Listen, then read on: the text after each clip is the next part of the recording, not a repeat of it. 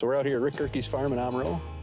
Rick, it's been an interesting year in 2023. That's for sure. I mean, you've got some generally wetter soils in this area, but I don't think that was an issue this year at all as far as the weather went. Not at all. Not at all.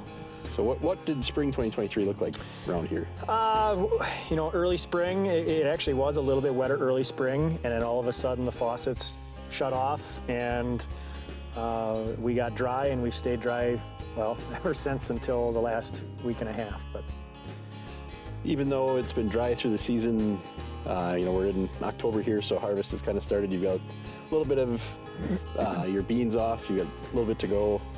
Haven't probably got into corn yet, but what are you seeing for yields, even with the dry weather? Yields are very respectful for the amount of rainfall we did get.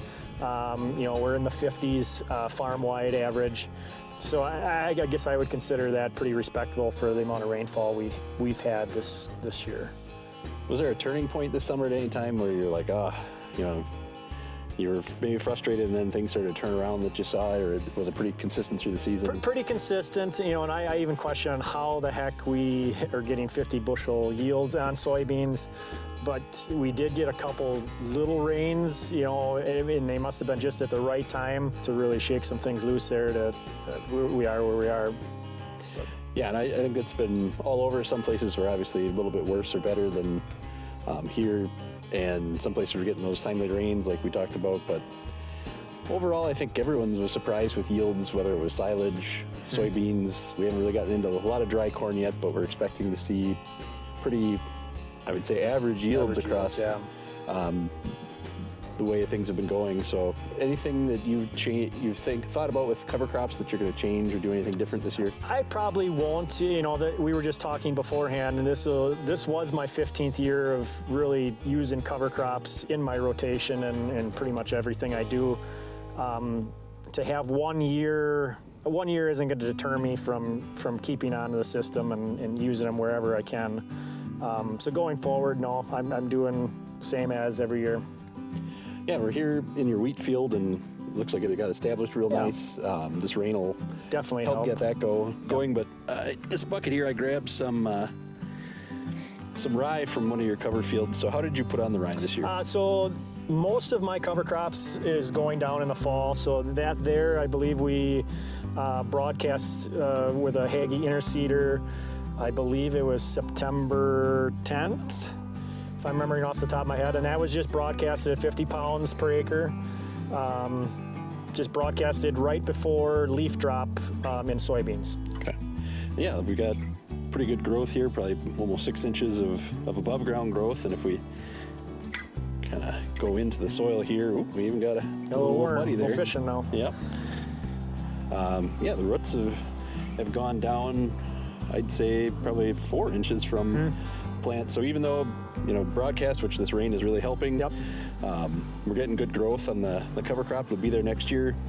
What's your termination looking like for this next year? So I will plant, so that field there will be corn next year. I will plant green, and I always wait 4 days after planting, and then I will go in and terminate it with herbicide. Okay, so no changes next year for that plan either? No. Yeah. I will say, with the broadcasting, it didn't really do anything this year as dry as we were up until probably 2 weeks ago when we started getting some rains.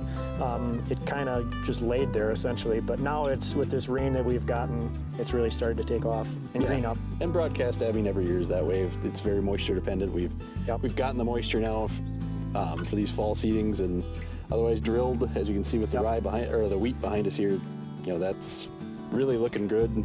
Probably got almost the same amount of growth. In the wheat, And they were established. Very similar. The wheat's been in a little bit longer, but that's to be expected with wheat. So, well, good to hear that cover crops haven't deterred you from changing anything. Your plan for the next year, and hopefully 2024 is a better growing season than 2023, but still, average yields is not too shabby.